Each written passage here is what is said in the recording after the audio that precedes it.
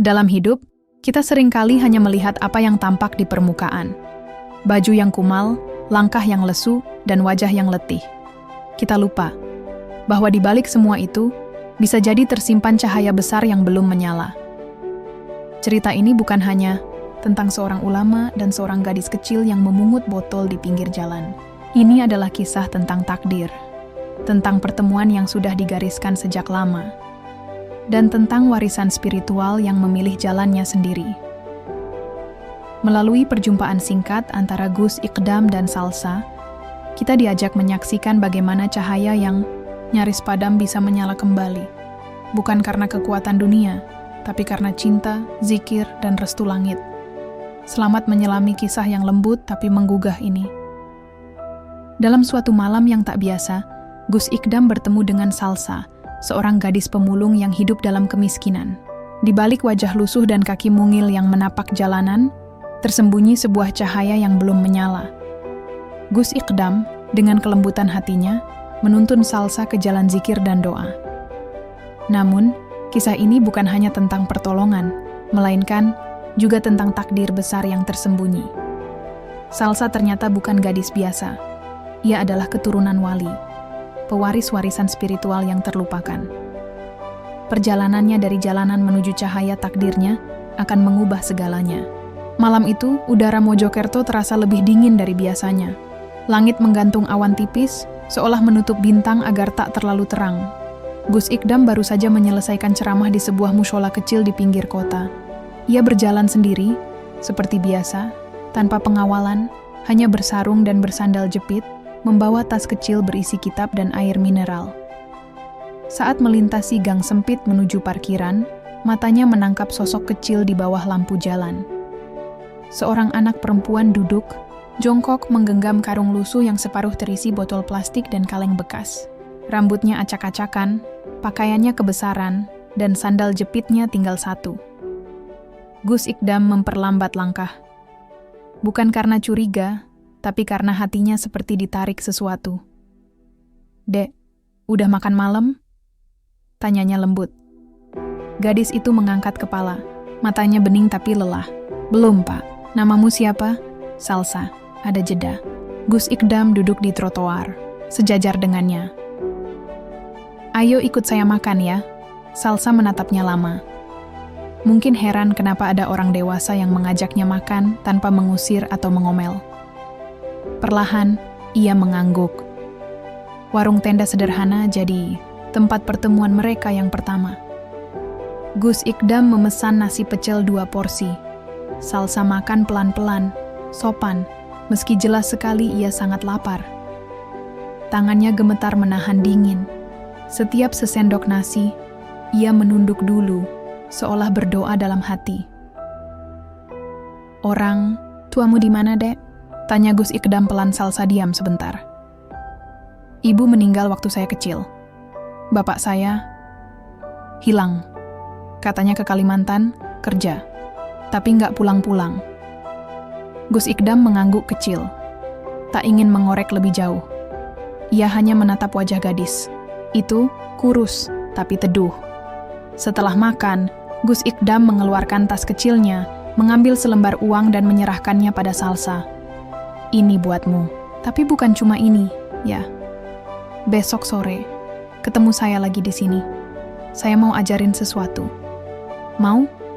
Salsa memandang uang itu, lalu wajah Gus Ikdam. Ia tak langsung mengambil. Diajarin apa? Doa, zikir, dan sedikit tentang Allah. Mata kecil itu melebar. "Saya boleh?" "Saya nggak sekolah, Pak." Gus Ikdam tersenyum hangat. "Allah nggak pernah tanya ijazah. Yang penting hatimu mau belajar."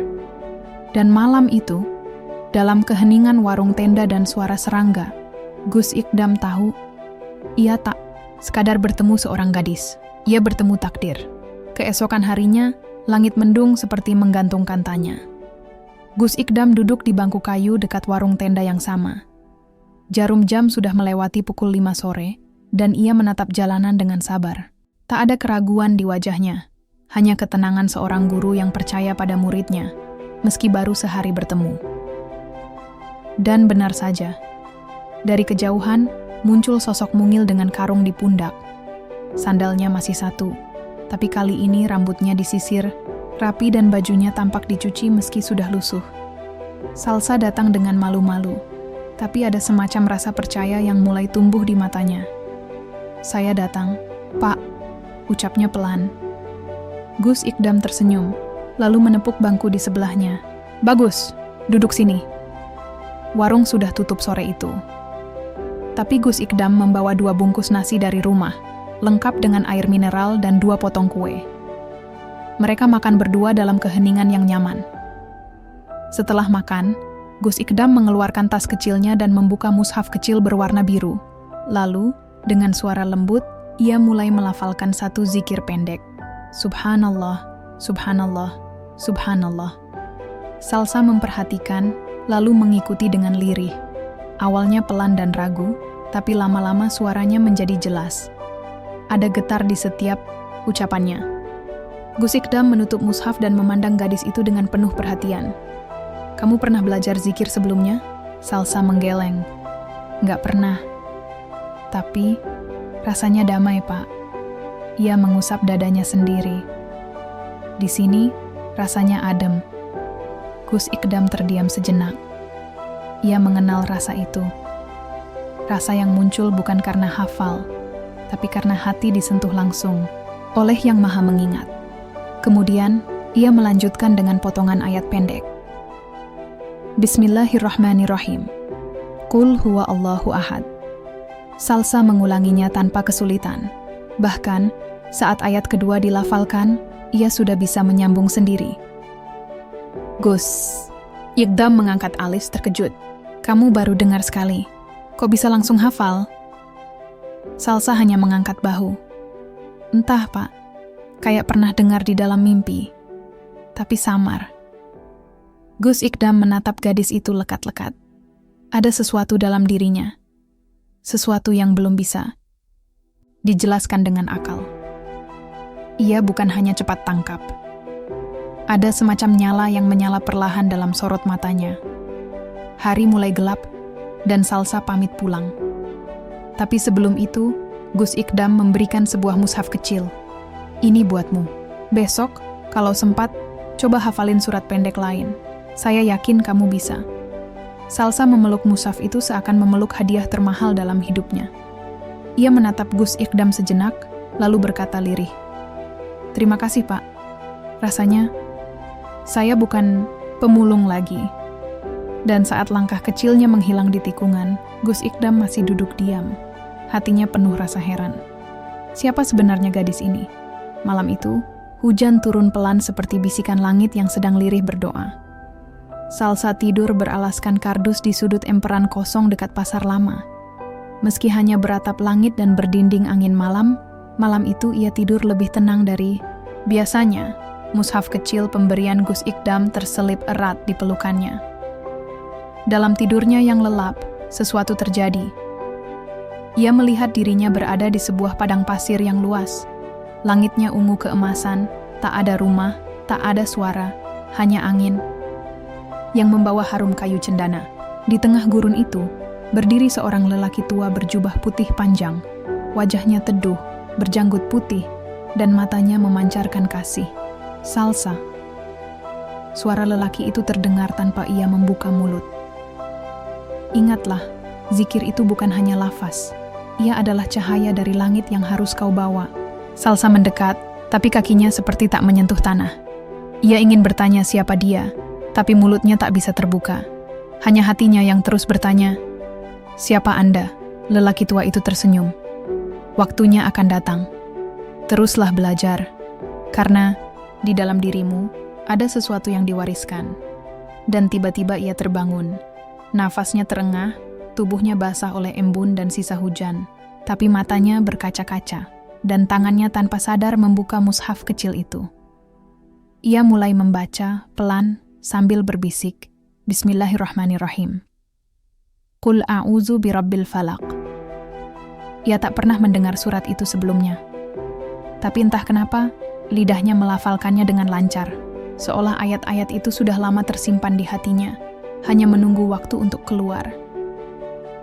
Pagi harinya, Salsa berlari ke warung tenda, berharap bisa bertemu Gus Ikdam lebih cepat. Dan benar, beliau datang sambil membawa plastik berisi roti dan susu kotak. Pak, saya mimpi aneh semalam, serunya begitu bertemu. Gus Ikdam tertawa kecil. Pelan-pelan dek, duduk dulu. Salsa menceritakan mimpinya. Tentang lelaki tua berjubah, padang pasir, dan kata-kata yang terasa seperti pesan. Gus Ikdam mendengarkan serius, tak memotong. Terus, saya bangun pak. Tapi bisa hafal surat yang belum diajarin. Rasanya kayak udah ada dalam kepala. Untuk pertama kalinya Gus Ikdam merasakan bulu kuduknya meremang. Ia tahu, ada beberapa orang pilihan yang diberikan karunia hafalan secara ilham, langsung dari langit. Dek, katanya serius, apa kamu sering mimpi aneh sebelumnya? Salsa menggeleng. Baru kali ini, Gus Ikdam menarik napas panjang. Ia menatap langit yang mulai cerah, lalu kembali pada gadis kecil di hadapannya. Sepertinya, ini bukan kebetulan, Salsa. Kamu harus siap, karena Allah sedang memanggilmu untuk sesuatu yang lebih besar. Dan di saat itu, meski Salsa belum mengerti maksudnya, ia mengangguk pelan. Karena jauh di lubuk hatinya, ia merasa dirinya bukan lagi anak jalanan biasa. Hari-hari berikutnya terasa berbeda bagi Salsa. Kini ia tak hanya memungut botol plastik, tapi juga membawa mushaf kecil kemanapun ia pergi. Ia duduk di emperan toko, membaca dalam lirih, mengulang-ulang zikir yang diajarkan Gus Ikdam. Anak-anak pasar mulai memperhatikannya, beberapa mengejek, beberapa mengabaikan. Tapi Salsa tak peduli. Hatinya hangat setiap kali menyebut lafaz Subhanallah atau Bismillah. Ia merasa sedang berbicara dengan sesuatu yang lebih besar dari dunia. Setiap sore, ia datang ke warung yang sama. Gus Ikdam kini rutin mengajarkannya 2 ayat baru setiap pertemuan. Dan yang mengejutkan, Salsa selalu bisa menghafalnya dalam 1 kali dengar. Bahkan, saat Gus Ikdam mencoba mengetes hafalannya secara acak, gadis kecil itu selalu bisa menyambungnya dengan tepat. Ajaib, gumam Gus Ikdam dalam hati. Namun malam itu, sesuatu yang lebih besar terjadi. Salsa tidur lebih awal dari biasanya. Ia berselimut karung, bersandar di dinding kosong dengan mushaf kecil yang masih ia peluk. Dalam tidurnya, mimpi itu kembali datang. Tapi kali ini lebih jelas. Gurun itu kini bukan sekadar tanah kosong. Ada bangunan tua dari batu putih, mirip seperti pesantren zaman dulu. Di depannya, lelaki tua yang sama berdiri. Di sisinya, berjajar beberapa orang bersorban putih. Wajah mereka tak terlihat jelas, tapi semuanya menunduk hormat padanya. Lelaki tua itu kembali memanggil nama Salsa. Anakku, darahmu bukan darah biasa. Kau lahir dari jalur yang dipilih. Aku adalah leluhurmu, wali dari masa yang telah lalu. Kini waktunya kau bangun dan melanjutkan jejak yang kami titipkan. Salsa hendak bertanya, namun lelaki itu mengangkat tangan. Ilmu itu sudah ditanamkan dalam hatimu. Kau hanya perlu menjaganya dengan zikir dan keikhlasan. Jangan takut, dunia akan mengujimu, tapi langit akan menjagamu. Tiba-tiba, lelaki itu mengulurkan tangannya. Di telapak tangannya, sebuah batu kecil bercahaya. Ia menyentuhkan batu itu ke dahi Salsa. Seketika, kilatan cahaya menyelimuti semuanya. Dan Salsa terbangun. Keringat membasahi wajahnya. Dadanya sesak. Tapi ada yang berbeda. Ia bisa mengucapkan zikir dan surat-surat baru yang bahkan belum pernah diajarkan. Matanya menatap langit malam, dan air mata mengalir tanpa suara. Ya Allah, apa yang sedang terjadi padaku? Keesokan harinya, ia menemui Gus Ikdam lebih awal dari biasanya.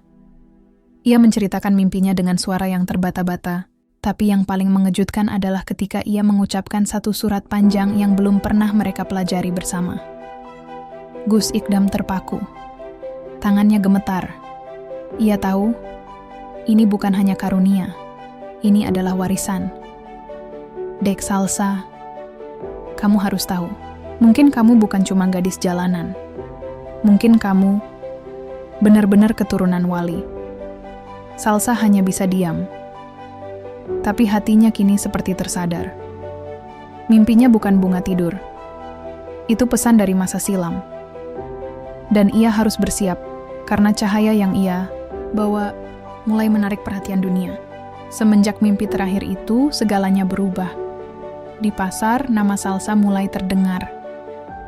Bukan karena ia memulung lagi, tapi karena seorang pedagang tua melihatnya duduk membaca Al-Quran di bawah sinar matahari pagi, mulutnya melafazkan surat demi surat dengan lancar. Suaranya merdu, penuh penghayatan, dan membuat bulu kuduk berdiri. Tak lama kemudian, beberapa orang mulai mendekat. Ada yang membawa anaknya untuk belajar, ada pula yang sekadar ingin mendengar gadis kecil itu membaca. Di sore hari mereka berkumpul di pinggir warung tempat biasa Gus Ikdam mengajar. Salsa, kamu baca surat Ar-Rahman, ya? Pinta seorang ibu muda sambil menggendong anaknya. Salsa menurut. Ia duduk, membuka mushafnya, dan mulai membaca dengan suara lembut. Orang-orang terdiam. Ada yang menangis, ada yang tersenyum haru. Bahkan ada yang berkata, ini bukan suara anak biasa. Namun, semakin terang cahayanya, semakin banyak pula bayangan yang tertarik mendekat. Kabar tentang gadis pemulung yang bisa menghafal Al-Quran dalam hitungan hari akhirnya sampai ke telinga tokoh-tokoh besar di luar kota. Beberapa yayasan datang menawarkan beasiswa, bahkan ada yang ingin mengadopsi Salsa secara penuh. Gus Ikdam mulai merasa khawatir. Ia tahu, Salsa bukan mainan untuk dibanggakan atau dipajang di panggung-panggung syiar yang ramai dengan sorot kamera.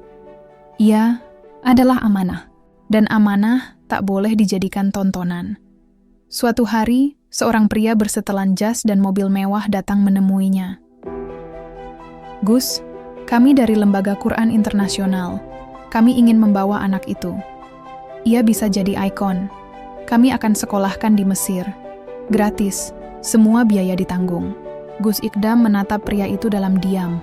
Hatinya bergolak. Di satu sisi, ini kesempatan besar untuk Salsa. Tapi di sisi lain, ia mencium aroma kepentingan yang tak sepenuhnya bersih. Saya akan tanyakan ke anaknya langsung, kata Gus Ikdam tenang. Namun, malam itu, sebelum ia sempat bicara, Salsa datang padanya dengan wajah panik.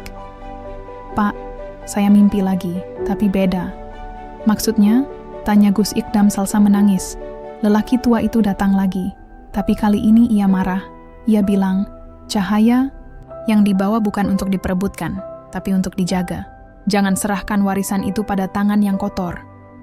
Gus Ikdam terdiam. Lama. Nafasnya berat. Salsa, mulai sekarang kamu harus siap. Ini bukan hanya tentang hafalan. Ini tentang menjaga cahaya dari langit yang sudah lama menghilang. Dan sekarang, kamu yang membawanya. Air mata Salsa jatuh. Ia tak mengerti semuanya, tapi hatinya tahu. Ia sedang berdiri di ambang jalan besar, yang tak semua anak seusianya harus lewati. Dan di saat itu pula, dari kejauhan, seseorang tengah memotret mereka diam-diam. Foto itu akan segera viral. Dan hidup Salsa tak akan pernah sama lagi.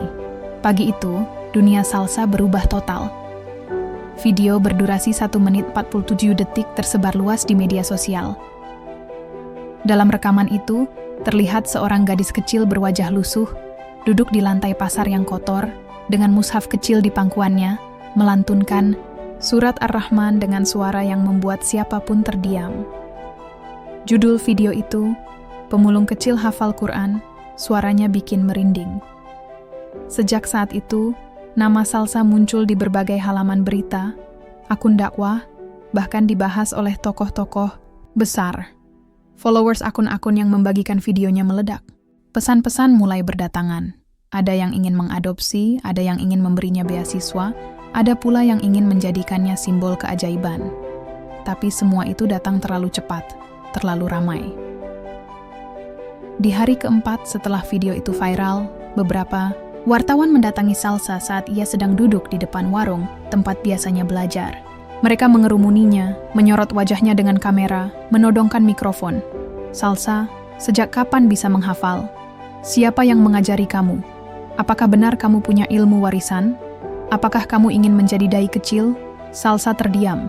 Tangannya menggenggam mushaf erat-erat. Matanya bingung. Ia belum mengerti semua ini. Hanya ingin tenang. Hanya ingin belajar. Gus Ikdam datang dan langsung berdiri di antara mereka. Cukup. Anak ini bukan bahan berita. Tapi dunia tak bisa dihentikan begitu saja. Malamnya, Salsa menangis di pelukan Gus Ikdam. Pak, saya takut. Kenapa? Semua orang bilang saya luar biasa. Tapi saya sendiri nggak tahu siapa saya. Saya cuma pengen belajar, Pak. Bukan jadi tontonan. Gus Ikdam memeluknya erat. Kamu bukan tontonan, Nak. Kamu cahaya. Dan kadang, cahaya menyilaukan mata yang belum siap. Hari-hari berikutnya semakin berat. Salsa menjadi pusat perhatian. Bahkan orang-orang yang dulu mencibir, kini mengelilinginya. Tapi bukan untuk memahami, melainkan untuk mengambil keuntungan. Salah satu lembaga dakwah besar bahkan mencoba memaksa Gus Ikdam menandatangani surat persetujuan untuk membawa Salsa keliling Indonesia. Gus, ini kesempatan emas. Anak ini harus tampil. Ini dakwah. Gus Ikdam berdiri pelan, lalu berkata tenang, namun dalam. Dakwah bukan panggung, ia cahaya. Dan cahaya tidak dipaksa untuk bersinar di tempat yang salah. Surat itu ia robek di depan mereka. Namun di balik pintu-pintu yang tertutup, ada rencana lain. Malam itu, Salsa menghilang dari tempat biasanya tidur. Karungnya tertinggal. Mushaf kecilnya tidak ada, dan hanya satu pesan tertulis di sobekan kardus. Maaf, Pak. Saya nggak ingin orang-orang rebutin. Saya pergi. Gus Ikdam mematung. Dunia seakan runtuh di depan matanya. Salsa menghilang. Hari itu, langit terasa kelabu. Bukan karena mendung, tapi karena di hati Gus Ikdam ada lubang besar yang menganga. Salsa menghilang. Semalaman ia mencarinya ke sudut-sudut pasar, lorong-lorong sempit, tempat biasa gadis kecil itu tidur, bahkan bertanya ke para pemulung lain. Tapi tak ada yang tahu. Seolah Salsa lenyap di telan bumi. Berita hilangnya Salsa cepat menyebar. Namun anehnya, bukan empati yang datang. Justru kecurigaan. Apa jangan-jangan dia memang bukan siapa-siapa? Jangan-jangan cuman rekayasa? Kalau dia betulan karunia, dari langit masa bisa kabur begitu aja? Komentar-komentar itu menusuk. Tapi Gus Ikdam tetap diam. Ia tahu. Cahaya kadang butuh waktu untuk kembali ketika terlalu banyak mata yang menyorotinya. 3 hari berlalu. Pagi keempat, saat embun masih melekat di dedaunan, seorang santri dari pondok tua di pinggiran kota datang terburu-buru ke warung. Gus, kami menemukan anak kecil. Dia duduk di serambi musola kami. Baca Quran dari tadi malam, gak berhenti. Wajahnya persis yang di video. Gus Ikdam langsung bergegas. Dan benar, di bawah cahaya temaram lampu mushola kecil, Salsa duduk bersila, mushaf terbuka, suara lirihnya melantunkan surat Al-Mulk dengan tartil yang sempurna. Wajahnya sembab, tapi matanya tenang. Gus Ikdam tak kuasa menahan air mata. Salsa, gadis kecil itu menoleh. Pak, mereka berpelukan. Erat, lama, seolah seluruh gelombang yang menghantam mereka selama ini tumpah dalam satu pelukan itu. Saya nggak kuat, Pak, bisik Salsa. Semua orang lihat saya kayak barang, padahal saya cuma pengen tenang, baca Quran, ngerti mimpi-mimpi saya. Gus Ikdam menatapnya. Kamu benar, Dek. Kamu bukan untuk diperebutkan, kamu untuk dijaga. Mungkin ini memang jalanmu. Jauh dari sorotan, tapi dekat dengan langit. Malam itu, Salsa tinggal di pondok kecil tersebut. Di sana, tak ada kamera, tak ada wartawan, hanya suara jangkrik, lampu minyak, dan beberapa santri yang dengan tulus mulai belajar darinya. Dan mimpi itu datang kembali. Gurun, lelaki tua. Kali ini ia tersenyum lebar. Kau telah memilih jalan yang tepat, cucuku. Cahaya dalam dirimu bukan untuk dibanggakan, tapi untuk ditanam. Sekarang, waktunya kau tumbuhkan warisan itu. Salsa tersenyum dalam tidur. Dan ketika ia bangun, surat baru sudah terpatri di hatinya, tanpa pernah dibaca sebelumnya. Sebuah pertanda bahwa warisan langit masih hidup dalam dirinya. Hari-hari di pondok kecil itu menjadi awal baru bagi Salsa.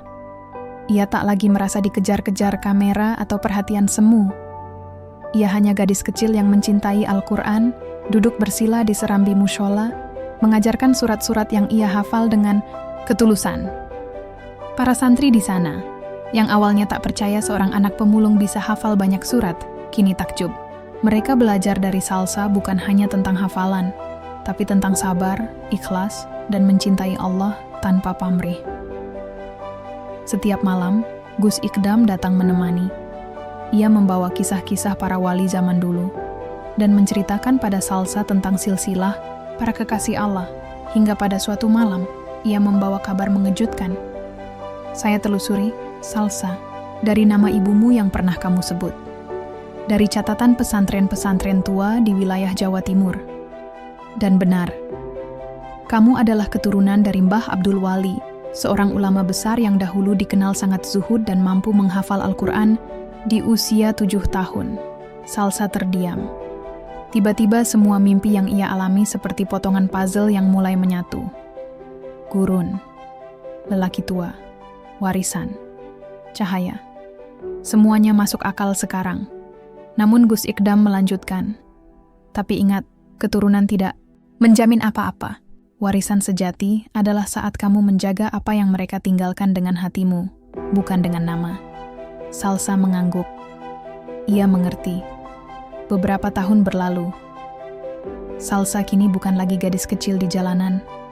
Ia tumbuh menjadi remaja sederhana, tetap dengan pakaian lusuh, tetap tinggal di pondok kecil, namun dikenal sebagai penghafal Quran termuda yang tidak pernah mau diwawancarai. Ia menolak semua undangan ke televisi, seminar, bahkan hadiah besar. Kalau aku datang ke sana, nanti aku lupa rasanya tidur di lantai mushola. Ucapnya suatu hari pada Gus Ikdam sambil tersenyum.